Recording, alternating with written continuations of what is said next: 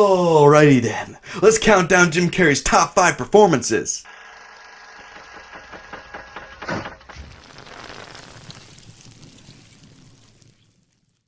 So, terrible Jim Carrey impression aside, Jim Carrey is an amazing actor, and unfortunately he's known primarily as a comedic actor when he's so much more than that. When you say his name, people just think Ace Ventura and Dumb and Dumber, but he's not just the slapstick comedian people think of. He's had so many great dramatic roles. I've said in other videos, I think he's a better dramatic actor than he is comedian. He's a master at both comedy and dramatic acting, and it's because of his ability to do both so well, he's actually my favorite actor of all time. But that's enough for me. Let's get to the list. Number 5. Truman Burbank, The Truman Show. The Truman Show came out in 1998 and was Jim Carrey's first dramatic role after he became a superstar. He had just produced his first flop in 1996, The Cable Guy, but then he quickly won back the audience in 1997's Liar Liar. But by 1998, he was already taking risks again. The Truman Show may not be Jim Carrey's only dramatic role as many people believe, but it was his first one as a known actor, and it showed how well he could handle a scene without eating it. With several heavy dramatic moments in this movie and comedy sprinkled in as well, this goes a long way to proving how great of an actor Jim Carrey is.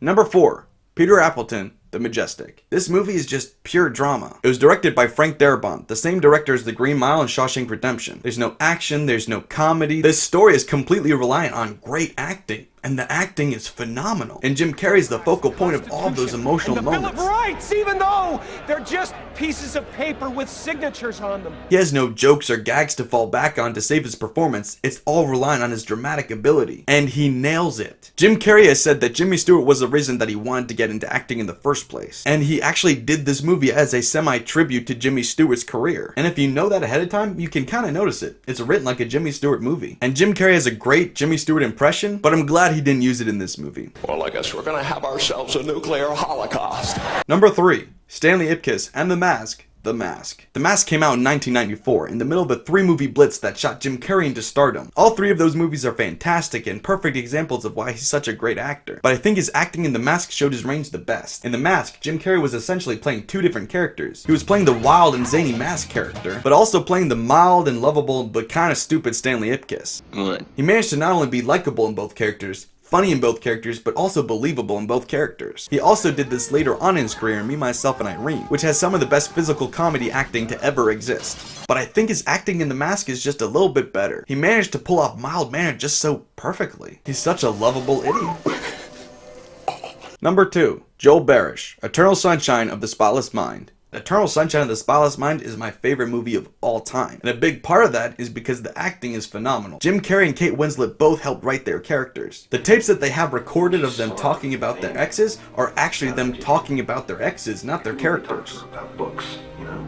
She's more than magazine reading girl. This movie could have so easily been cheesy or pretentious, but the genuineness of the actors made it so real and believable. The raw emotion that he brought to this movie made it amazing. Can you hear me? I don't want this anymore. I want to call it off. If I ever need to prove to someone that Jim Carrey's a great dramatic actor, I show them this movie. I've convinced a couple friends that way, actually. Number 1.